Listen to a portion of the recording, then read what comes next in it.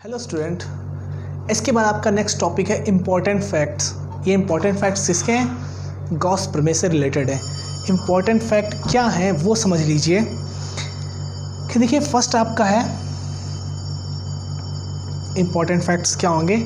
First है आपका कि जो गॉस प्रमेय होती है, अगर उसके अंदर जो टोटल चार्ज है, मान लें हमारे पास एक ये पृष्ठ है, ये क्लोज सरफेस है, इसके अंदर एक पॉजिटिव 3 कूलाम है चार्ज, पॉजिटिव 4 कूलाम चार्ज है और माइनस का 7 कूलाम चार्ज है। ठीक, अब देखिए इसके अंदर नेट चार्ज कितना हो गया, 4 4 7 और माइनस 7 यानी 0।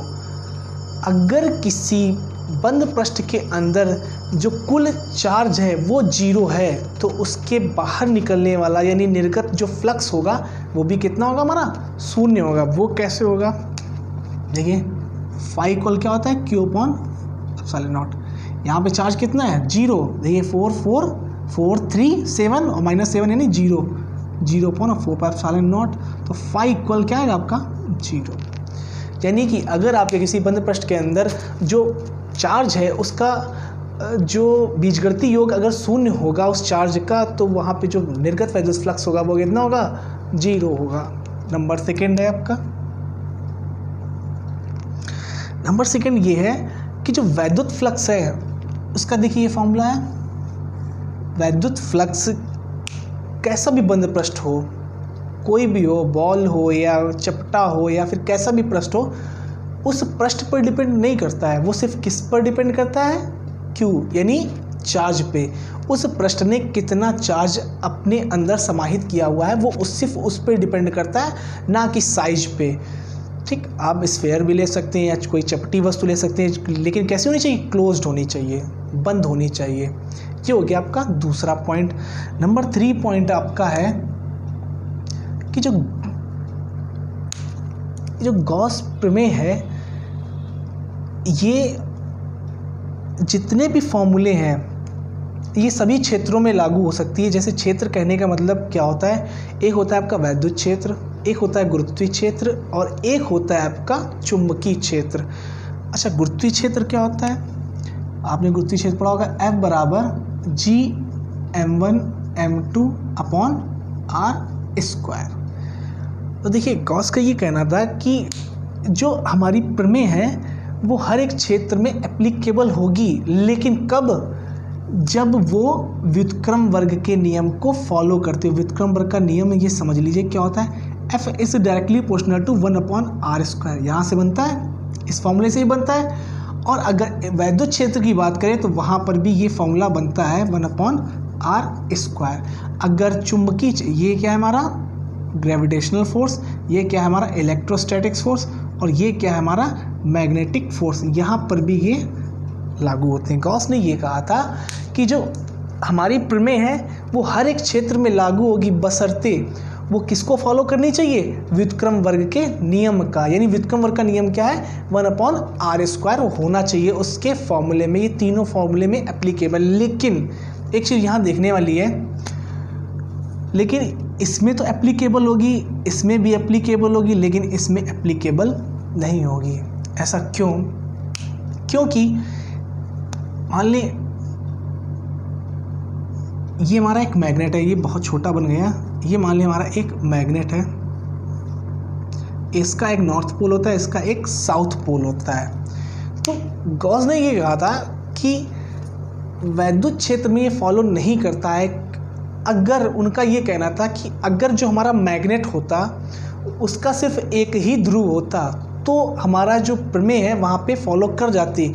लेकिन चुंबकीय क्षेत्र में, चूँकि चुंबकीय क्षेत्र कहाँ से उत्पन्न होगा है, एक मैग्नेट से, और मैग्नेट में कितने ध्रुव होते हैं, 2 ध्रुव। तो 2 ध्रुव होने के कारण वहाँ पर ये फॉर्मूला एप्लीकेबल नहीं होता है। तो ये हो गया आपके 4th पॉइंट। नेक्स्ट आपका 5 नंबर है। उनका कहना था कि बंद पृष्ठ कैसा भी हो सकता है। मान ले बंद पृष्ठ हमारा क्या है, एक घन के आकार का है। ये हमारा क्या है, एक बंद पृष्ठ है घन के आकार का।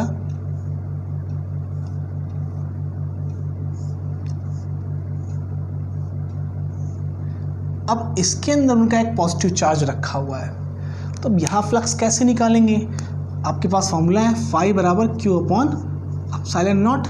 लेकिन उनका ये कहना था कि अगर कोई इस प्रकार की बंद आकृति होगी तो आप क्या करेंगे? यहाँ कितने फलक हैं? वैसे हमें तो पता है कितने, 6 हैं, 1 2 3 4 और एक आगे पीछे, यानी घन में कितने फलक होते हैं? 6 फलक होते हैं, यानी n बराबर 6।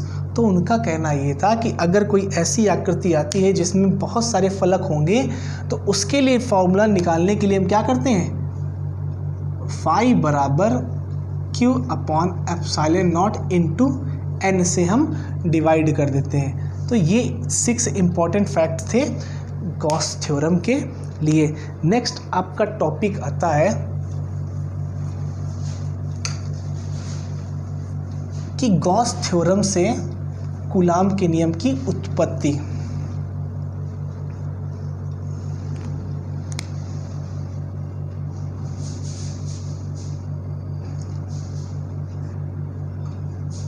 गॉस प्रमेय से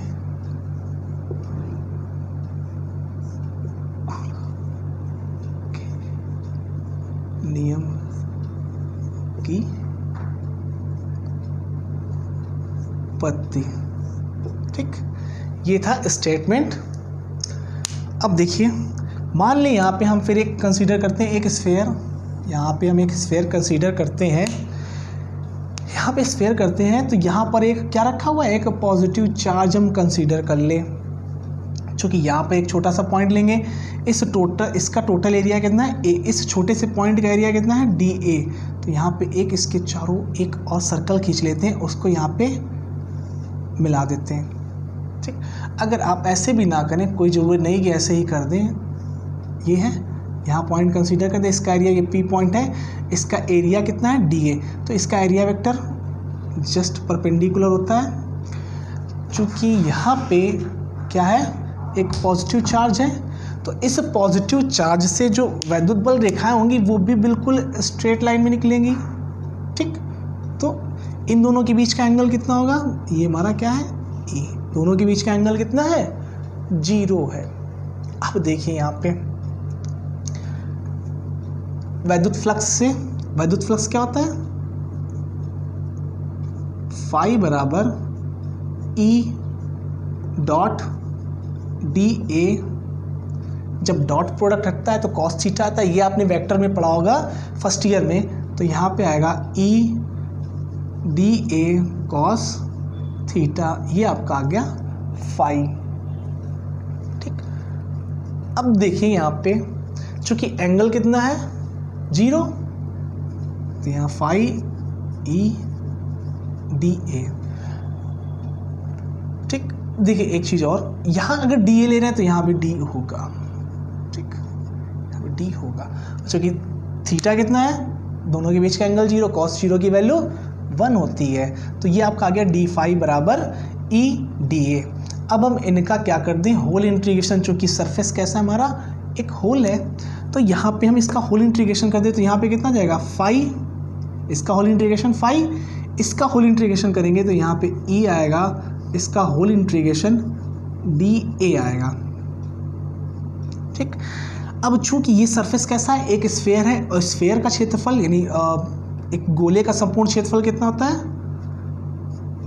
4 पाई आर स्क्वायर, और ये फाई। अब देखिए गॉस की प्रमेय क्या कहती है? फाई बराबर क्यू अपॉन एप्सिलॉन नॉट। ठीक है ना? तो यहाँ फाई की जगह क्या लिख सकते हैं? यहाँ लिखेंगे फ्रॉम गॉस थ्योरम, यहाँ लिखेंगे फाई बराबर क्यू अपॉन एप्सिलॉन नॉट। ये वैल्यू यहाँ पुट कर दें क्वेश्चन नंबर फर्स्ट में, तो पुट करेंगे तो यहाँ पे आ जाएगा क्यू अपॉन एप्सिलॉन नॉट बराबर, यहाँ पुट कर दिया हमने, तो यहाँ बचेगा आपका ई 4 पाई आर स्क्वायर। तो ई बराबर कितना जाएगा आपका? 1 अपॉन, ये 4 पाई आर स्क्वायर नीचे आ जाएगा, 1 अपॉन 4 पाई एप्सिलॉन नॉट को एक तरफ कर लें यहाँ पे, यहाँ 4 पाई इधर भेज देंगे, और ये आर स्क्वायर ही भेजेंगे, वो उसको हम क्यू के अपॉन में लिख देंगे, क्यू अपॉन आर स्क्वायर। ठीक, अब क्या होगा?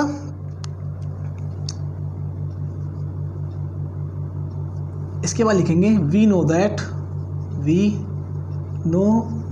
दैट आप क्या जानते हैं कि F बराबर क्या होता है, E इंटू क्यू नॉट।